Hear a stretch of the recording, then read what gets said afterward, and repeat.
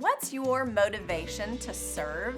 When you drive through a certain fast food chicken place and you say thank you, they usually say, my pleasure. But is it really their pleasure, or are they just saying it because they have to? Can we find ourselves serving out of obligation instead of a heart that truly finds pleasure in doing so?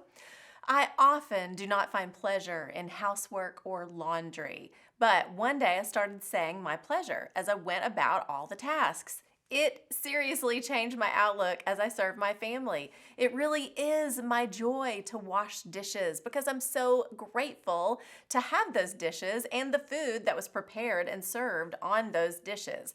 Now, if someone else in my home wants to do those dishes, I find great pleasure in that too. But you see, a grateful heart leads to joy, even in the most mundane of tasks.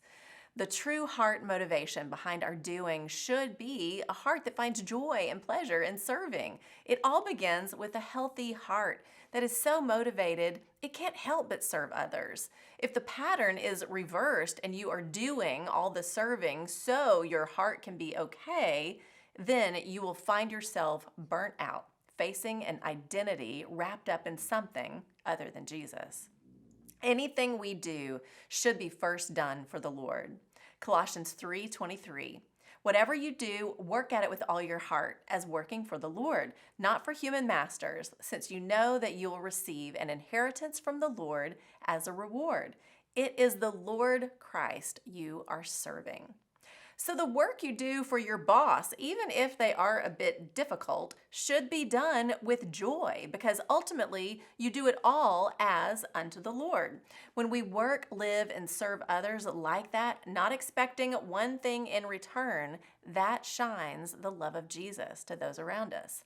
This month, I'm focusing on women we find in the Bible and what we can learn from the part they played in the greater story. Today, I'm focusing on a group of ladies who served, were on mission, and played a significant part in the ministry of Jesus. Luke 8:1-3. After this, Jesus traveled about from one town and village to another, proclaiming the good news of the kingdom of God. The 12 were with him, and also some women who had been cured of evil spirits and diseases. Mary, called Magdalene, from whom 7 demons had come out. Joanna, the wife of Chuza, the manager of Herod's household. Susanna, and many others. These women were helping to support them out of their own means. All of these women had a healing encounter with Jesus. Their lives were changed and made new. As a result, they gave of their own resources and finances. They followed Jesus and made sure his material needs were met. Did Jesus guilt them into this? No. Was their healing dependent on a life of service to Jesus? No. They had been healed and redeemed, and as a result, they responded out of a heart made new. They couldn't help but serve. They couldn't help but give. Whatever the need was, they wanted to step up and be there to meet it. Mary Magdalene became one of Jesus' most dedicated disciples. When so many others scattered, she remained with him throughout his trial, crucifixion, and burial. She stayed. She didn't run away. She was the first to see the empty tomb and the first to worship our risen Christ. I can't help but think her heart of pure service was rewarded by Jesus. She knew where she had been and she knew where she was because of Jesus. When we remember what Jesus has done in our life, like these women, our giving, our loving, our serving should reflect it with a heart that is quick to say, my pleasure. That's the truth.